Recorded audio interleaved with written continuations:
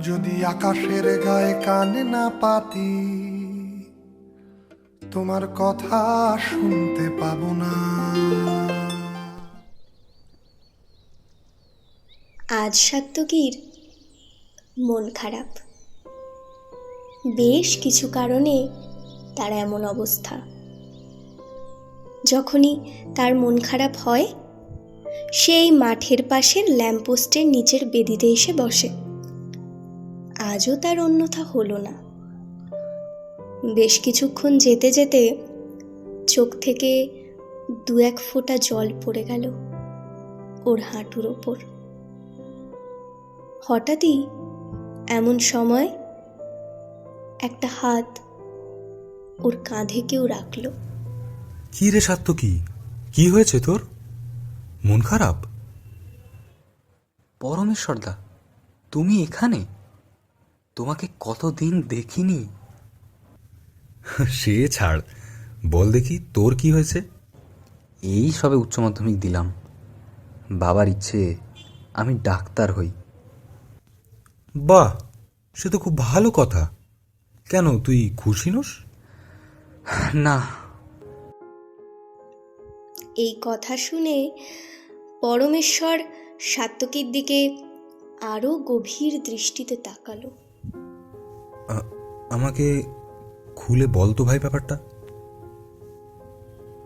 আমার পড়াশুনোতে ইন্টারেস্ট আসে না। আমার সেন্স অফ হিউমার খুব স্ট্রং।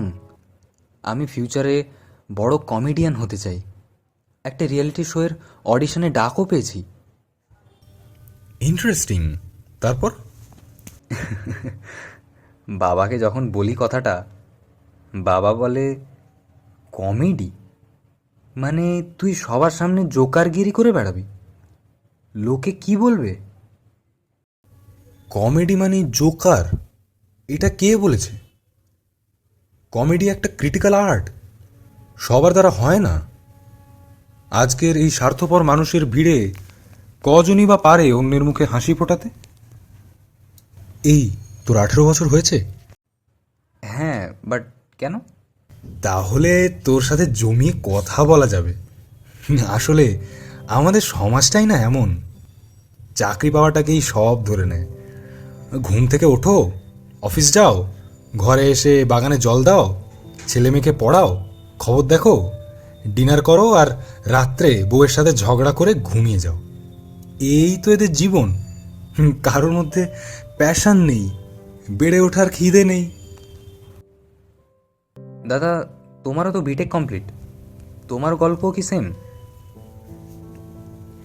হ্যাঁ রে, আমার ইচ্ছে ছিল সাহিত্য নিয়ে এগোবো, কিন্তু বাড়ির লোকের কড়া হুকুম, টপার ছেলে আমাদের শেষে কালিদাস হবে।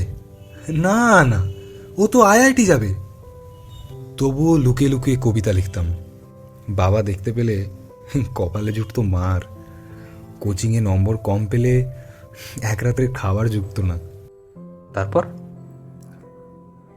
তারপর আর কি, alpha beta gamma sine theta cos theta methane ethane প্রোপেনের ভিড়ে আমার কবিতা কোথায় হারিয়ে গেল। নিউটনের গতিসূত্র পড়তে গিয়ে আমার জীবনের গতিটাই যেন থমকে গেল। সবার খালি কোটি কোটি টাকার প্যাকেজ লাগবে, প্যাশনটা ওয়েস্ট মাত্র। তোর কমেডিয়ান হওয়ার ইচ্ছা?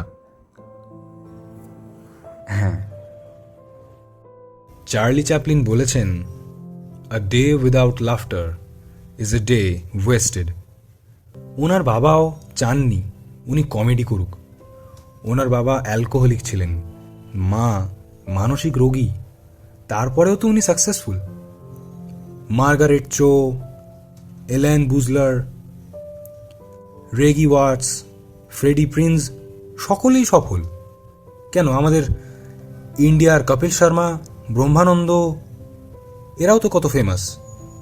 সফল হতে চাই ইচ্ছা, গভীর ফোকাস, গুড ইনটিউশন, জেদ আর অভ্যেস।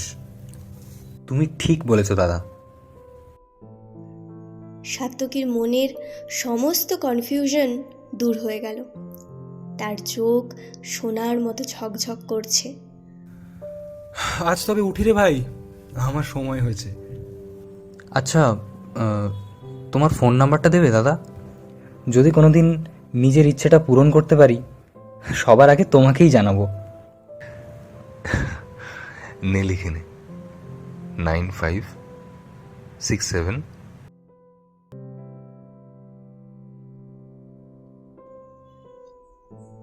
এরপর 1 মাস কেটে গেল। সাত্তকী পরমেশ্বরের দেওয়া নম্বরে কল করলো।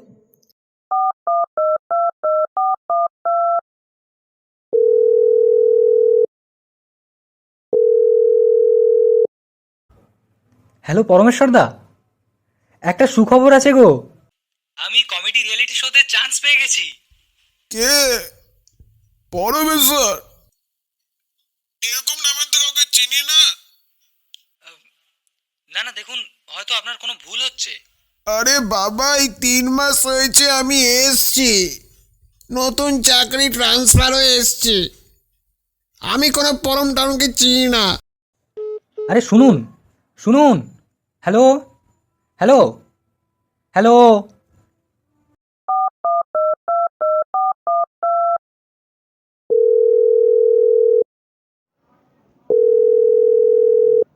The number you are calling is switched off. Please call again later. যে নম্বরে আপনি কল করছেন সেটি। সাত্তকীর খটকা লাগলো। এতটা ভুল তো সে করতে পারে না। আচ্ছা, তবে সেদিন শুনে শুনে লিখতে গিয়ে কি একটা দুটো সংখ্যা ওলটপালট হয়ে গেছিল?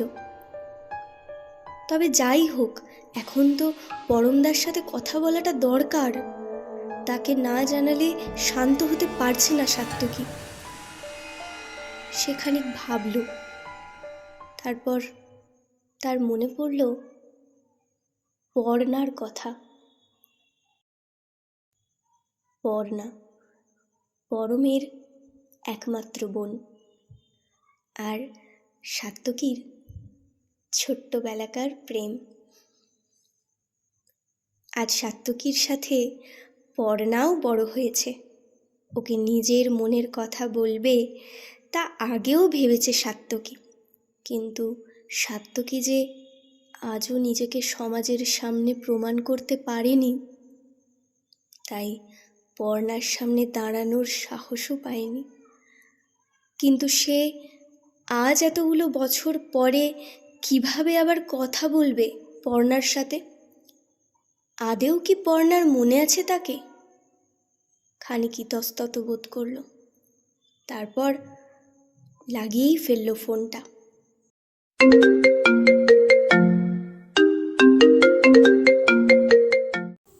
হ্যালো, কে বলছেন?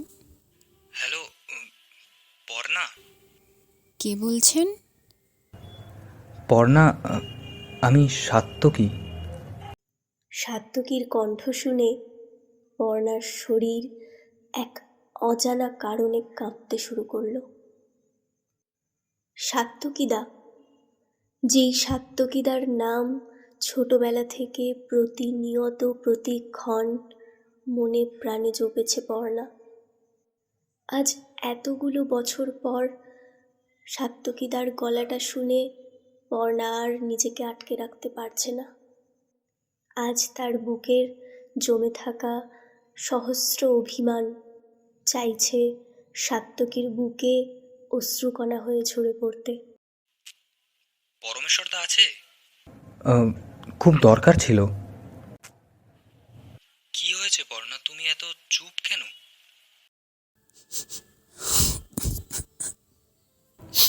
এ কি পর্ণা, তুমি কাঁদছো নাকি? দা ভাইকে খুঁজছো? হ্যাঁ, তাই তো বললাম। না মানে, এই কদিন তো কলকাতাতেই আছি অডিশনের জন্য। বাড়ির লোকের অমতে চলছি, তাই খানিকটা ত্যায্যপুত্র করে দিয়েছে। তাই আর বাড়ির বাইরে কারোর খোঁজ খবর নেওয়া হয়নি। আর তোমরা তো এ তল্লাট ছেড়েছো, সেটা তো অনেক বছর হলো। ভাগ্যিস সেদিন হঠাৎ পরমদার সাথে দেখা হলো। তোমার আওয়াজ শুনে মনে হচ্ছে আমি তোমাদের ফোন করে বিপদে ফেলেছি। আর বিপদ? যাকে খুঁজছো সেই যখন আর নেই, এই পৃথিবীতে, তাহলে বিপদের আর কি আছে?